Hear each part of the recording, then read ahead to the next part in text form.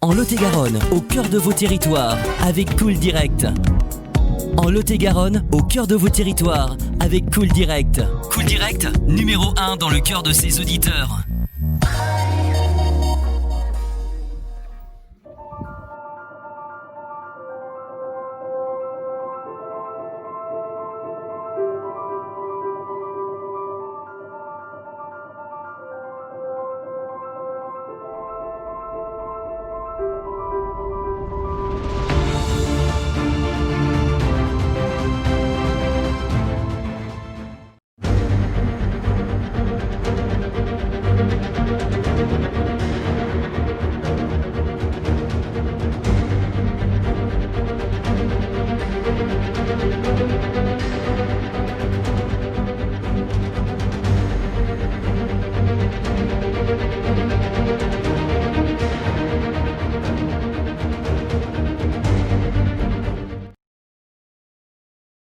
Le château de Gavaudan est un château du Moyen-Âge, donc du XIe siècle.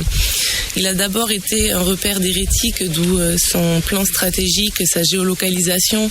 Donc il est construit sur un rocher de 40 mètres de haut. Donc son accès, c'est une ancienne grotte.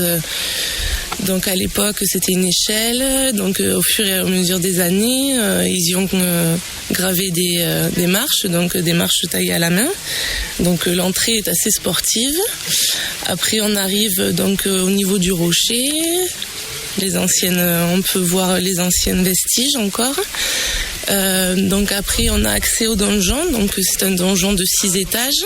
On peut y apprécier les meurtrières en croix, la salle du Seigneur. Donc cette année, on a fait une petite nouveauté, on l'a aménagée. Donc vous pourrez y retrouver des armes médiévales ainsi qu'un chevalier.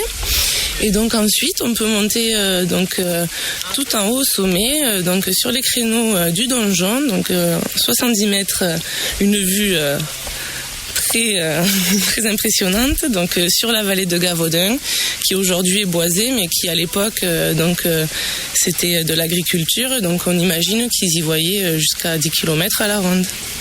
Les horaires du château ? Donc le château est ouvert du lundi au dimanche de 10h à 19h. Les dernières visites sont à 18h15, donc on compte 3/4 d'heure de visite. Et c'est sans réservation, vous pouvez venir directement nous voir à l'accueil. Les visites ne sont pas guidées ? Non, les visites ne sont pas guidées, mais on fournit un guide papier ou un audio guide. C'est à la demande du client, donc désinfecté à chaque fois. Les touristes sont du Lot-et-Garonne. De quel département ils viennent la plupart ? Alors la plupart, beaucoup du Lot-et-Garonne, surtout cette année. Les gens se sont renseignés un peu plus. Donc nous, on est quand même à la frontière de la Dordogne aussi. Donc on attire aussi un peu de monde de la Dordogne qui se sont cette année un peu plus intéressés au patrimoine de la région et du département. Mais sinon, on a aussi beaucoup de touristes de la France et beaucoup d'Europe aussi.